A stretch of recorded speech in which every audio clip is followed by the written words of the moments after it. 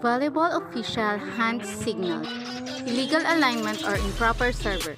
If a team is stood in the wrong location at the time the serve commences or the wrong person serves the ball, the other team will be awarded the point.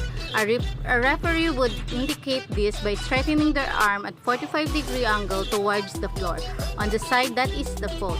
The referee would then make small circle motions to indicate that a rotation area has occurred.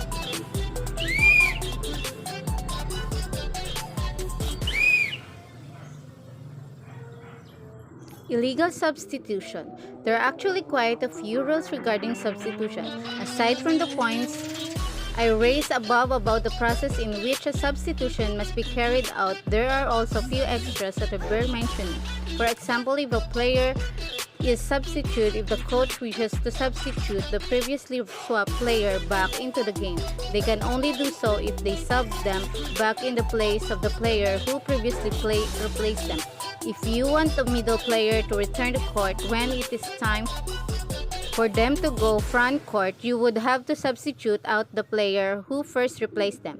If the correct process is not followed, the player does not wait for the referee to confirm the substitution of a player replaced the wrong person. An illegal substitution call would be shown. An official would show this by placing the arm up vertically above their head and then rotating it around.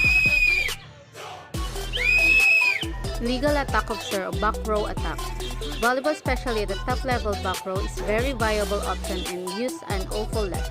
As I saw in volleyball, it is illegal for a back row player to attack the ball from in front of the 3-meter or 10-foot line. When focusing on the ball, it is very difficult to judge exactly where the dividing line is, and such a legal back row attack may occur.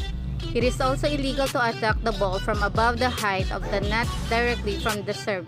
This is put to prevent people from jumping up and trying to block spike and the serve block. Both of these faults would be shown the same way by the official. The official would roll their forearm, only keeping the upper arm horizontal at shoulder level.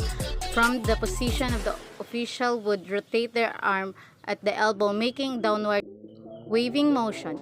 If you need mental image, think of the mechanically operated neko, or better known as Lucky Chinese Cat.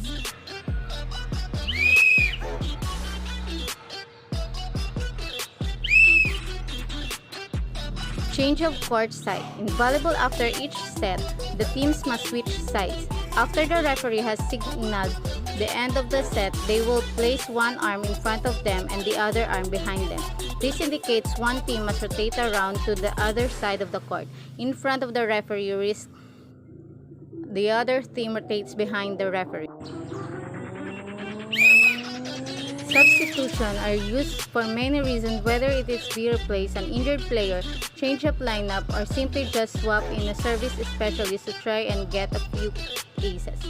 If a team wants to sub a player, they must follow a simple process. The player which is to be substituted will be given a number of the player that they are replacing.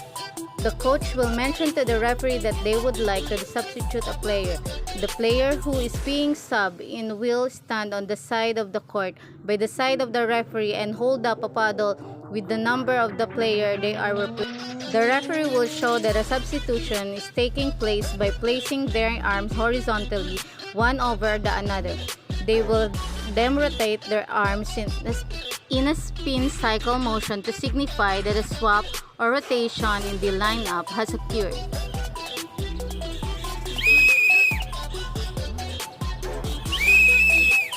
End of game. Now, this one really doesn't need much explaining, as it's very self-explanatory.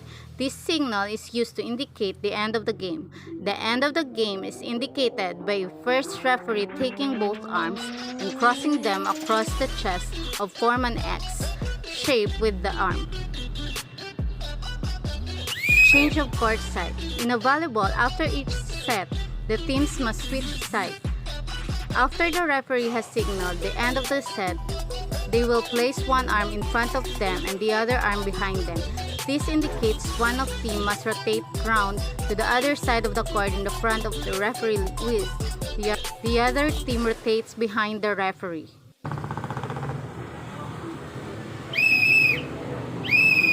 Thank you for watching.